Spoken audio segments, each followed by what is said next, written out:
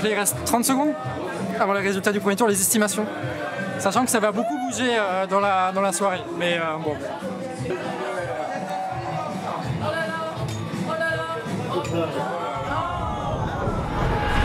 Ok, première question qu'on va se poser ensemble. Est-ce qu'il y a eu une vague bleu marine pendant ces élections? Alors clairement, ils vont gagner beaucoup de sièges de députés, mais au niveau des scores électoraux, faut juste qu'on se pose 5 minutes pour analyser tout ça. Alors déjà, on commence par le classique proposé par Contre-Attaque avec ce graphique qui prend en compte l'abstention. On se rend compte que si le RN est fort, il reste encore largement minoritaire dans notre société. Et ça, il faudrait pas l'oublier, hein, n'est-ce pas, les gens de gauche un petit peu bourrés qui balancent genre la France est d'extrême droite comme ça, hein? Oui, faut réfléchir un peu. Ce qu'il faut comprendre aussi, c'est que la dissolution, puis la campagne assez chaotique qui a suivi, en réalité, ça a mobilisé énormément de personnes. On a été 10 millions de plus à voter pour ces législatives que pour celles de 2022. En fait, on arrive à une participation qui est proche de celle des élections présidentielles. Ce qui fait que, en réalité, tous ceux qui ont une petite habitude au moins de voter en France, eh ben, ils ont voté pour ces élections-là.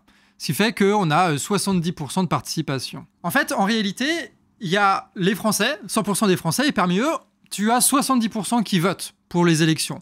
Et donc ces 70%-là se sont mobilisés pour les élections législatives. On a donc les mêmes votants pour les législatives de 2024 et pour les présidentielles de 2022. Donc la question qu'on peut se poser, c'est est-ce que les Français votants ont changé leur avis en 2 ans?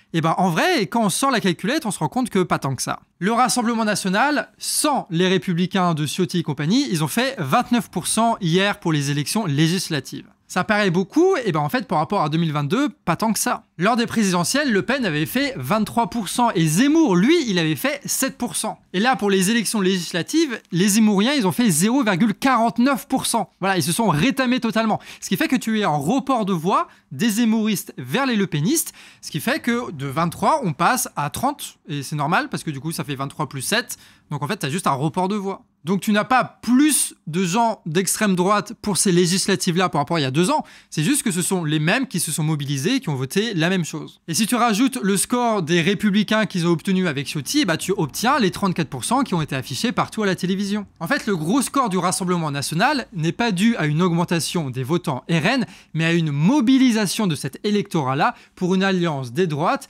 qui a produit un report des voix vers le Rassemblement National. Et d'ailleurs, tu peux faire le même jeu avec le Front Populaire. Hein. C'est ça, ils ont fait 28% là pour ces élections. Et pendant les présidentielles, on avait quoi? On avait 22% de Mélenchon, 5% écolo, 2% communiste, 2% socialiste. Et du coup, tu additionnes le tout et tu retombes sur tes pattes en fait. Bon, je dis pas que c'est des mathématiques exactement pareilles au pourcentage près, tu vois, mais on retrouve le même électorat qui s'est mobilisé et qui a globalement voté la même chose. C'est juste que les partis politiques et les alliances, ils ont changé par rapport aux présidentielles. Par contre, ceux qui ont véritablement perdu des voix, c'est les macronistes, environ 5%. Et de leur côté, les républicains, ils ont réussi à gagner des voix parce qu'ils se sont maintenus à 10% à l'échelle nationale. Donc non, il n'y a pas eu de vague bleu marine pour ces élections législatives. En vérité, il y a une marée qui monte petit à petit, année après année, et ce qu'on a vu hier, c'est un gros chiffre parce que le RN a réussi à rassembler un large électorat, mais qui était déjà présent en 2022. Et pareil pour le Front Populaire qui réalise en réalité un très bon score, hein, largement devant les macronistes, et seulement 5 points derrière l'alliance autour du Rassemblement National. Et vu le bashing intensif qu'il y a eu à la télévision ces 3 dernières semaines, c'est quand même un beau score de faire ça, et ça montre qu'il y a une forme de résistance dans l'électorat. Donc il y a pas mal de choses, je pense, qui vont changer dans nos manières de réfléchir et d'aborder les problèmes. Vous allez voir ça dans les prochaines vidéos du canal. Mais en tout cas, là, il reste une semaine de campagne où ça va jouer beaucoup, parce que dans des circos, ça va jouer à une centaine de voix près, ou des trucs comme ça, quoi. Et une centaine de voix, c'est le travail de quelques militants dans la semaine, quoi. Bon, alors il est 20h51, et du coup, c'est parti. Alors on n'a pas filmé, parce qu'on va pas vous filmer à chaque fois, mais on s'est répartis Guingamp. Donc nous, on va se taper centre-ville, ouais. Et tu as une autre équipe qui vient de disparaître. Mais qui est là, qui existe, d'accord, qui va nous envoyer des vidéos, des affiches qu'ils vont mettre et qui vont prendre la zone industrielle. Voilà. On fait ça non plus. Pas sur les arbres, mais on va mettre ça sur les pare-chocs des voitures. Comme ça, les gens ils vont conduire sans remarquer et ça va. En fait, l'important là-dedans, c'est de faire ça intelligemment. Ah regarde, ça c'est un front de Macron, ça. Ça se voit là. Ça reste délicat. Et on s'améliore ou pas? De l'action, tu vois. Non, c'est pas du tout. Putain, mais les Anglais ils font chier là. T'imagines si c'était la Suisse et la Slovénie qui seraient qualifiées? Moi je regarde pas le foot. Je suis dans le rugby à la limite. Oh, oh ça me. On va continuer à coller, mais parce que je pense qu'on trie pas suffisamment nos ordures dans la société, tu vois. Tu vois la métaphore? Tu l'as? Parce qu'en gros, les affiches qu'on met en place, là, c'est un peu... on met un point d'équivalent dans le programme économique entre le Rassemblement National et la Macronie, qui servent les mêmes intérêts, tu vois. Surtout les derniers changements ces dernières années du Rassemblement National. Il y a un truc, même si maintenant ça apparaît pas forcément parce qu'ils sont pas encore au pouvoir, peut-être que dans une semaine, ils le seront, et quoi qu'il arrive, il y a des fortes chances qu'en 2027, ils le soient, quoi. Et du coup, déjà préparer les esprits en disant « on vous avertit que ça va arriver », ça prépare le moment de retournement qui va arriver, où tous ceux qui ont eu confiance au Rassemblement National vont se dire putain, bande d'enfoirés, c'est exactement la même merde, quoi. Par contre, avec ces élections, on a quand même l'impression que ça se répète, quoi. Enfin, je veux dire, ça fait à minima depuis 2017. Bon, je suis l'actualité depuis 2017, donc c'est ça ma date, mais j'ai l'impression que ça change pas, tu vois, c'est toujours les mêmes élections avec à peu près toujours les mêmes résultats. En vrai, les résultats des élections, ça évolue avec la montée des Insoumis et puis surtout du Rassemblement National qui, élection après élection, gagne de plus en plus de députés, tu vois. Mais la situation, elle, ça reste la même. Tu vois ce que je veux dire? Et en vrai, je pense que c'est pour ça qu'en France, on est beaucoup à voter Rassemblement National pour essayer de sortir de cette impasse-là. Mais maintenant, on va essayer de se projeter. Si le Rassemblement National il a la majorité, qu'est-ce qui se passe? J'ai la majorité soit pour ces élections-là, soit pour 2027, qu'on soit d'accord. Pour les électeurs du Rassemblement National, ça va pas changer grand-chose. Je veux dire, ce sera la même politique économique au profit des mêmes types. On aura la même austérité, la même inégalité, les mêmes délocalisations, les mêmes dépendances aux marchés financiers, les mêmes banques qui nous veulent, les mêmes monopoles privés qui nous raquettent. Ça, c'est la politique qu'ils vont mener globalement, tu vois. Ils se cachent pas, ils se disent on est l'alternance, c'est-à-dire qu'on va faire la même chose mais un peu différent.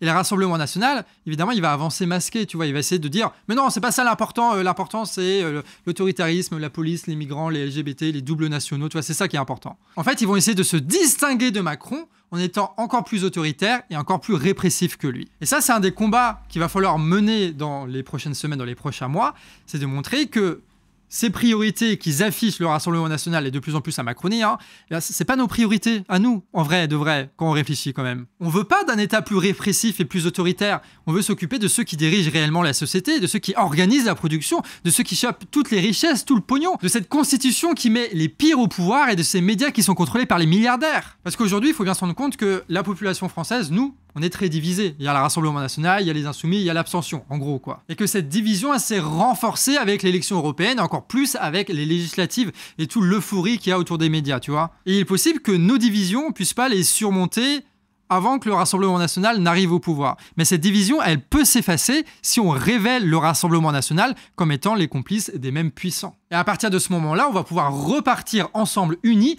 entre l'électorat RN et tous les autres qui subiront d'ailleurs beaucoup plus violemment que la politique du RN. C'est pas impossible donc que après le Rassemblement National, il y a une nouvelle séquence populiste qui s'amorce. Bref, Bardella au pouvoir, ça va changer la donne et ça va nous obliger à changer de stratégie, tu vois. Mais il y a toujours des contradictions sur lesquelles on va pouvoir s'appuyer si on est malin et si on fait preuve d'initiative. Mais ça, normalement, on sait faire. Quand on fera d'un festival réfractaire, on fera des concours d'affiches, mais les championnats de France, des concours d'affiches.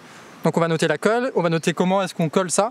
Tu vois? Mais c'est trop bien! Avec les bulles, avec les plis, et puis même la création des affiches, tu vois, on donne un thème, il faut qu'ils créent des affiches. Et on aura comme ça des champions de France, tu vois, ce sera un groupe champion de France de collage d'affiches, quoi. Mais là, les coins là, le coin là, c'est pas collé pour moi. Je pense que tu seras jury de ce truc-là. Championnat. Comme ça, si on fait ça, on va pouvoir créer de l'initiative, tu vois. Ouais. Les gens, ils vont essayer de concevoir des nouvelles techniques. Tu vois, parce qu'ils seront stimulés par la compétition. Ouais. Mais franchement, on devrait déjà donner le challenge que les gens nous envoient leurs vidéos pour qu'ils nous prouvent qu'ils collent mieux que nous, en fait. C'est vrai, parce qu'il y a des gens qui critiquent comment on colle. Montrez-nous comment vous faites, vous. Montrez-nous. Prouvez que vous êtes de plus grande valeur que nous. Ah ouais, en plus, c'est réfrigéré à l'intérieur. Alors qu'on a des très bons fleuristes en centre-ville et ils font des distributeurs comme ça. C'est comme les trucs des pizzerias, là, ça m'a... Encore, s'il y a rien de rien, si t'as besoin d'acheter un bouquet de fleurs, super. Mais là, il y a genre à quelques mètres, là, bref. Vous voyez, ça, c'est un plot qui est pas du tout intéressant, il est moche, tu vois, il y a du béton derrière. Un petit colle, un peu de farine cuite comme ça, là. Et tout d'un coup, ça devient un débat dans la société sur le revenu paysan. C'est fou, hein? Par contre, la grande question, c'est qui au gouvernement? Eh ben, en vérité, on ne sait pas. Voilà, vraiment, on ne sait pas. Si Bardella arrive à avoir la majorité, eh ben, c'est lui qui sera Premier ministre, tu vois. Et Macron, il va court-circuiter toutes les politiques de Bardella pour essayer de le saboter, pour préparer au mieux les élections en 2027. Et on va se retrouver avec un RN qui va juste être capable de voter les lois économiques de la Macronie, qui va essayer de se distinguer de la Macronie en étant plus autoritaire et plus répressif que Macron lui-même. Après, il est possible aussi que le RN n'a pas de majorité absolue à l'Assemblée nationale. Et du coup, ça peut partir par une alliance temporaire pour les Jeux Olympiques. Et en septembre, qu'est-ce qui va se passer ? On sait pas. Après, il y a toujours le truc de l'article 16, tu vois, qui permettrait théoriquement à Macron de pouvoir choper les pleins pouvoirs sans le Parlement. Sauf que c'est des trucs qui sont temporaires et surtout, ça mettrait 80% des Français dans la rue, tu vois. Pas que ceux du Rassemblement national, pas que ceux du Front populaire, tous ceux qui détestent Macron. Et ça fait du monde. Donc, je suis pas sûr que Macron soit aussi pyromane que ça de faire l'article 16 et d'affronter toute la population, quoi. Après, au vu des images qu'il diffuse en ce moment sur les réseaux sociaux, je serais pas étonné qu'il fasse n'importe quoi. Déjà, la dissolution de l'Assemblée nationale, en vérité, c'était un peu n'importe quoi, hein. Alors le Front populaire, eux, ils peuvent encore théoriquement avoir la majorité à l'Assemblée nationale, c'est possible, hein, d'accord ? La vraie question qui se pose quand même derrière pour eux, c'est de savoir comment est-ce que le nombre d'élus par parti va permettre de recomposer cette gauche, tu vois ? Parce que quand on dit la gauche, en vérité, c'est plein de partis différents, avec des programmes différents, des objectifs différents, et qui vont se diviser dès la fin des législatives pour préparer les présidentielles de 2027. La grande question qu'il faut se poser, c'est est-ce que cette division va avoir lieu alors que la France insoumise s'est renforcée avec ses élections législatives, ou est-ce que cette division va avoir lieu alors que la France insoumise a perdu des députés et de la force à cause de ces élections. Et ça va changer énormément de choses pour l'avenir. Ah non, c'est propre, hein, ils ont collé ça bien. Après, ils nous laissent pas de place pour... Ah si, il y a de la place carrément là, qu'est-ce que je raconte ? Je me demande combien de couches il y a là-dessus. C'est l'histoire politique de Guingamp depuis 1980. Je pense que je suis un très très mauvais colleur. Hein. Ah ouais ? Ouais, mais c'est ce que je racontais dans le truc, mais... En fait, t'as deux teams, t'as ceux qui collent originellement. Je vais pas faire d'amalgame et tout, mais ceux qui collent, c'est ceux qui ont des voitures. Donc au début, quand t'es jeune, c'est les bourges, tu vois. Et donc moi, j'étais plutôt dans ceux qui traquent, qui ont que leurs paroles, tu vois, pour se défendre et pour s'élever dans la société. Donc c'est pour ça que je suis mauvais en collage. Chez les fenêtres, du coup, toutes les rues, c'était blanc, quoi. Du coup, c'est Guingamp, ça viendrait de là. Donc il y avait beaucoup de lin et beaucoup de commerce. Et aussi dans les années jusqu'aux années 80, tu avais le triangle d'or qui reliait Triguier, Lannion et Guingamp sur la fabrication de téléphones. Et il y avait notamment une coopérative ouvrière à Guingamp qui était basée là-dessus et qui sont fait après racheter par les gars de Lannion. Ils ont viré tout le monde et c'est là où il y a eu un déclin au niveau de l'emploi et économique au niveau de Guingamp dans les années 80. Et puis après, ils ont dégagé ceux de Tréguier, puis après, c'était concentré à Lannion, et puis après, ils ont dégagé petit à petit parce que ça a été racheté par Nokia, etc. Bref, l'histoire du capitalisme en gros. Dernier truc, toutes les projections que vous avez vues d'une assemblée nationale là avec les camemberts et tout, c'est du bidon. Voilà, ils refont le coup à chaque législative et ça foire à chaque législative parce qu'on ne peut pas prévoir la composition de l'Assemblée nationale juste au premier tour. Surtout le soir à 20h alors qu'on n'a aucun résultat définitif. Ce qu'il faut retenir dans les grandes lignes, on va pas dans les détails pour pas vous balancer trop de chiffres, mais dans les grandes lignes, c'est que le Front populaire et les Rassemblements nationaux sont présents dans quasi tous les seconds tours de ces élections législatives. Tu vas avoir alors de très nombreux duels FP-RN qui sont pas du tout gagnés d'avance, hein. Dans la plupart des cas, on parle de quelques pourcentages de voix, c'est-à-dire quelques centaines de voix. C'est absolument rien. En gros, ça date de genre Napoléon III, ces conneries-là, donc c'est un peu bizarre, mais c'est ça dont on hérite. Pour accéder au second tour, c'est les deux premiers. Ou alors, c'est quelqu'un qui a eu plus de 12,5% des inscrits. Ce qui fait qu'aujourd'hui, quand tu as 60% des gens qui votent, dès que tu dépasses les 20%, quasiment, tu es au second tour. Ce qui fait que tu as parfois des endroits où tu as 3 candidats qui sont à plus de 12,5%. Et du coup, ils accèdent au second tour.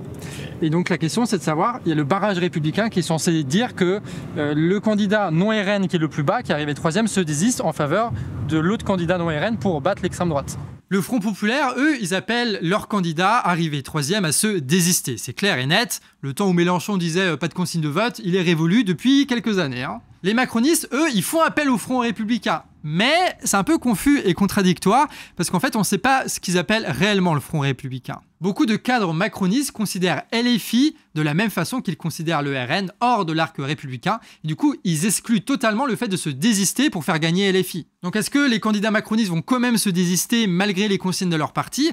Eh bien ça, on y verra plus clair. Mardi à 18h, c'est le dernier délai pour se désister. Nous, notre théorie, c'est que ils vont se désister massivement pour faire en sorte que le RN n'ait pas de majorité absolue. Mais ils vont profiter de certaines triangulaires pour essayer d'éliminer notamment des cadres LFI, parce que vaut mieux avoir un député RN qui va rien faire à l'Assemblée plutôt qu'une Alma Dufour. Donc à mon avis, ils vont faire au cas par cas et juste faire chier la France insoumise au maximum. Mais même s'il y a des désistements, en vrai de vrai, pas sûr que ça va voter Front populaire pour autant et que ça va faire le barrage républicain, hein. Regarde, nous, à Guingamp, on a 34% pour le RN, 31% pour LFI et 30% pour Macron, tu vois. Si Macron se désiste, Enfin, notre candidat macroniste se désiste. Tu penses vraiment que l'électorat macroniste de Guingamp vont voter pour LFI? Pas sûr, hein, avec tout ce qui se raconte à la télévision, sachant que s'il y a beaucoup de personnes âgées, aisées et compagnie qui votent Macron et qui voteraient beaucoup plus facilement pour le Rassemblement national. Donc même les désistements ne vont pas garantir la victoire du Front populaire ou des macronistes. Et s'il n'y a pas de désistement, il y a tellement peu d'écart entre chaque candidat que rien n'est joué, tu vois. Surtout qu'il reste encore une semaine de militantisme qui peut faire bouger un peu les pourcentages. Donc c'est pour ça qu'en vrai, rien n'est joué encore dans ces élections-là. C'est pour ça que c'est très dur de prévoir maintenant comment va être composée l'Assemblée nationale. Et que toutes les projections qui sont faites, ça va dépendre et du travail militant qui va se faire dans la prochaine semaine et des désistements qui vont se faire au niveau de la Macronie, quoi. Ou pas, désistements ou pas. Et il reste une semaine de militantisme, une semaine de tractage, d'affichage, de discussion, de porte-à-porte, d'intervention dans les médias, de manifestations, de concerts organisés. Bref, une semaine de travail militant qui peut faire changer d'avis les quelques centaines de personnes qui vont faire basculer la circonscription dans un camp ou dans un autre et changer le visage de l'Assemblée nationale. Donc si chez toi, il y a une circonscription avec des enjeux, mais vas-y, va rejoindre des groupes déjà organisés ou appelle quelques potes et fais de l'affichage, fais du tractage comme on te montre dans la vidéo. Les quelques jours à venir vont véritablement être déterminants. Si on agit, ça va changer le cours de cette histoire-là. Et je dis pas ça en mode oui, on peut gagner, machin. Vraiment, ça va jouer à pas grand-chose. C'est mathématique, tu vois. Et d'ailleurs, même s'il n'y a pas d'enjeu dans ta circo parce qu'il n'y a que des candidats que t'aimes pas ou que ça a été élu dès le premier tour, eh ben, tu peux bouger dans une autre circo avec plus d'enjeux. C'est pas interdit, ça. Hein. Allez, on termine là-dessus. Évidemment, tu trouveras en description tous les tracts et toutes les affiches modifiables du canard avec un tuto pour apprendre à les modifier. Comme ça, tu vas pouvoir toi aussi coller, tracter, etc. Et si tu veux toi aussi soutenir le canard, votre média de révolte, eh ben tu peux passer sur Tipeee pour nous faire un petit don régulier pour qu'on puisse payer la grande équipe que nous sommes. Comme ça, on peut rester indépendant dans nos analyses et aussi dans nos actions. Merci à Kuro pour son montage express et on se dit à demain pour une vidéo un petit peu spéciale. Vous allez voir, on va fêter quelque chose de joyeux. Allez, des bisous et à la prochaine.